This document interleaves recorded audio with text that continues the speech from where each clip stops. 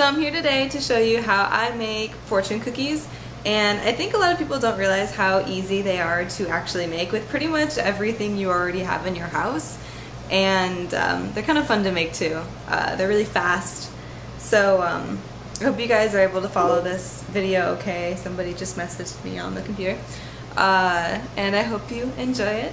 So let's get started. Okay, so start by preheating the oven to 300. Okay, so you can do this part before or after. No, not after. You can do this part before or while they're cooking. I suggest doing it before because while they're cooking, they can sometimes cook kind of fast. And if you don't get them out in time, then that kind of sucks because that kind of ruins them. So what I like to do with these fortunes is fold the paper in half and just cut, well, somehow cut it down the middle, somehow. I'm just doing this really fast to show you guys, but if you're doing this, like making a gift for someone, please just do it nicely. And then just kind of cut them, you know, basically about the size that you would normally cut, or that you would normally see like a fortune. I don't know, something like that. That, right? Because that's about the size of a normal fortune. So once you have yours cut out, just write whatever you want on it, like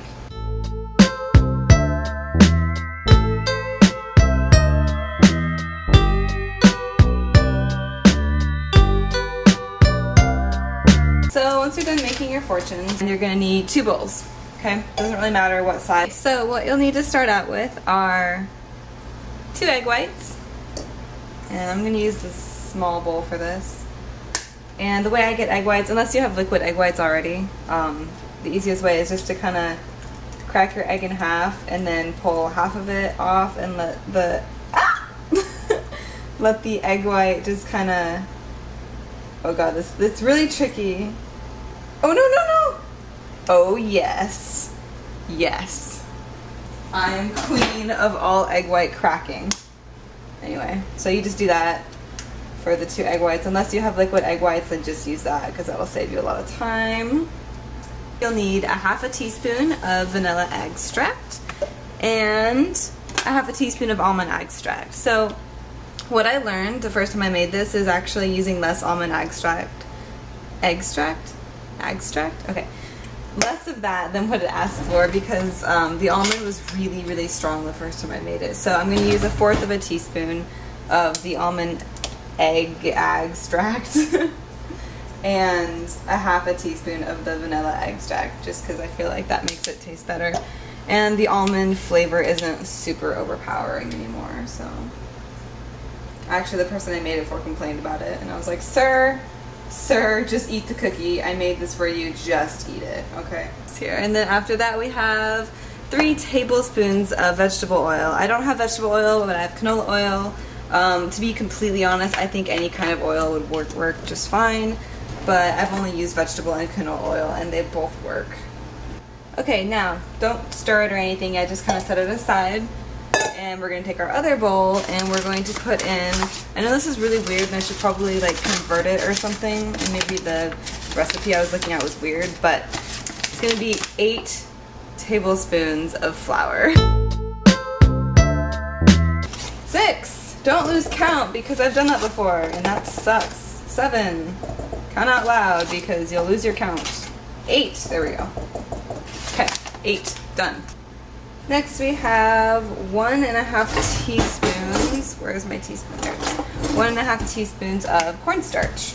And again, you're adding all of this to the separate bowl of dry ingredients, not the bowl of liquid ingredients that you already put the egg whites in. That is set aside over here and is not mixed yet. After that, we have just 1/4 teaspoon of salt. Salt! 8 tablespoons again of, oh yes, that's right, sugar. Where's my tablespoon? Stir together the dry ingredients until it looks like just one random bowl of flour when it's really not. Okay, about that much. Okay. Now what you're gonna do is put 3 teaspoons of water into the dry mixture. So here's my teaspoon again. 3 of these. 1, 2, 3. And it's not a lot of liquid, so it might be kind of weird to like mix it at first, but just do it. You'll mix it and you'll notice that you'll just get like clumps of stuff, and that's perfectly normal. You need to whisk this until it is frothy, not hard and stiff. That is what she said, but just until it is frothy. Where's my whisk? This takes a lot of strength sometimes with a fork, but just keep doing this. I don't know how long it takes, but we'll figure it out in a second. But you're just gonna want to mix it a lot until it looks like little tiny like bubbles are starting to form. Oh god, my arm's gonna fall off. Ah! So as you can see, oh god, I'm sorry, you can't really see anything without it like spilling, but it's, yeah, it's got little bubbles around the edges, so that's what we're looking for. So now you can start to slowly add your flour mixture in, a little bit at a time, like that. Mix it, add some more. Okay, that's good. And mixing again. At this point, you will see little lumps in it. We'll get those out, don't worry. And almost done adding all the flour in. A little more. Oh my god, my arm. Why am I so weak today? What is with this? Okay, and then the last of the flour. Well, that missed the bowl. I'll clean that up later. This, now that all of the flour is added in, just mix like you're going crazy, okay?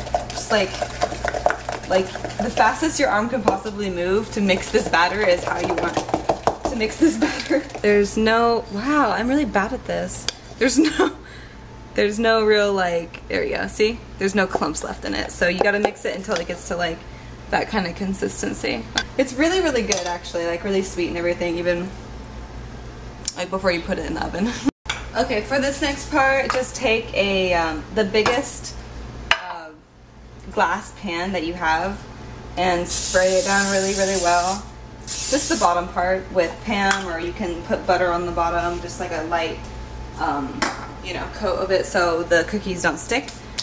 This isn't really big enough, but it's all I really have, so sometimes you have to make like maybe just 2 at a time. I know that sucks if you're making a lot, but another thing that you can try that I haven't tried before but I'm pretty sure would work just fine is parchment paper. But what you're gonna do is once you're done greasing the pan, you're just gonna take your little dude, whatever you're using, and then put in, let's see, let's say about that much. I don't know if you guys can see that.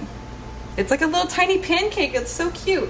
I figured out actually doing this with the pan as the batter's on it and just kind of rotating it to make the batter like really, oh god, to make the batter thinner. You're going to then bake these for about 14 minutes or so. But you want to bake it until it has like a very slight like golden brown edge around it. Make sure it's not overcooked and it's not undercooked, because if it's undercooked it won't ever fully harden enough, so like when you crack it open, it'll just kind of go like, it'll kind of just peel open. It'll still be soft. I'd say for this it's better to overcook it than undercook it. So the next part's really interesting. I'm waiting for these to cook right now, but if you have any heat resistant gloves, or I don't really know what else to use. I mean, I do mine with my bare hands and I always end up like hurting myself. But if you have any like gloves, heat resistant gloves, definitely use those, because you're gonna have to handle these cookies like the second they come out of the oven. Like basically what you're going to be doing is you take them out of the oven. I'm explaining it now because I guarantee you when it's happening, I'm not gonna be able to talk fast enough. You take them out, you're gonna take a little spatula or something, and god, that sun. You're gonna spatula the cookie, and at this point you'll be able to handle it. Spatula it up, put it in your hand. It's not gonna like burn you right away, but it'll be pretty hot. So put it in your hand, and then just as fast as you can, I'll show you how to do it. As fast as you can, you're going to fold it into the fortune cookie shape. Because pretty much as soon as they come out of the oven, they immediately start hardening. So you want to make sure you fold them when they're still soft so that they'll harden into the shape that you want them to stay in. So it's like a race against time. So the more you make in one batch, the more stressful it is. The less you make in a batch, the more time it takes, but it's also less stressful because you only have to make 2 cookies instead of like folding them and then there's like 7 others drying that you're trying to do. I also wanted to mention you are going to need a muffin pan. Here, like you could take a cup and use the bottom of a cup or something. Actually, that might work better. I don't know. Depending on the size of your cookie, because what you're going to do once you fold it into the shape, it's not going to harden right away and you have to put it down and you want it to stay in its shape, so you're going to put it into a muffin thing so it'll hold its shape as it's hardening. Alright, make sure you have your spatula ready. Oh my god, I look like a ghost. Make sure you have your spatula ready. There, you can block it. Okay, spatula, make sure that's ready. And your fortunes, make sure those are ready. Have them all laid out, prepared, everything's just there. Make sure that your cookies are not undercooked. Not only will they be too soft to like break, but also your fortunes will get stuck. So like if you break it, the fortune piece of paper will get stuck into the cookie and it'll like rip and it'll be a mess. You're gonna need a cup like this, like a, actually, you know what, I think a mug would be way better. A mug of any kind because it has that lip that you need, that's a good size. You're gonna be using this to help shape your cookie when it comes out. I think it's time. Let's try it, okay? Okay, so prepare yourself, hand, you shall be burned. Very badly, probably. There we go. This one's really big. Ow, ow, ow. Alright, so you have your fortune cookie. It looks like that. Oh my gosh, this is really hot. Put this like that. Fold it in half. Ow, it's hot. Ow, do it fast. Take it, and then over your... I'll show you guys a better view in a second. You're going to put it like that. You're going to fold it in half over the side of the mug, just like that. Once it's in its shape, it's going to look like this, just like a fortune cookie, and then place it into your muffin tin so it does not lose its beautiful shape. Okay. See, if the middle's too soft, it breaks like that. It looks so much worse than it is. It's not really that burned. I would say probably give these guys 10 minutes, 5-10 minutes to cool in here, or if you want to just put them in like your fridge or something, they can cool in probably 3 or 4 minutes maybe. See? It got cracked. That's how it looks like. It's pretty big actually. See how the edges, how much of the edge, that's about how much you want on the edge to be brown. You can do a little bit more if you want the middle to be more cooked. I think what I just did wrong was I made the cookie too big. I'm scared.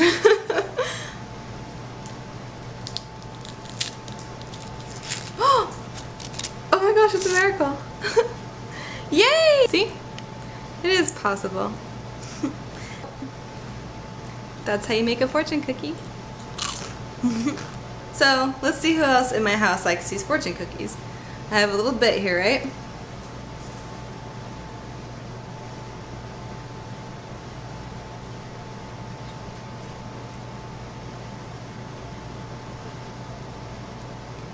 You're gonna drop it! I'm glad you guys watched my video. I hope you liked it, and I hope you guys go and do creative things with fortune cookies now. And I really, really like making these for like Valentine's Day presents and birthdays or any kind of random like surprise or anything, because they're really easy to make and they're fun, and you can write whatever you want on the fortunes and it's just really fun. So anyway, thanks again. Bye guys.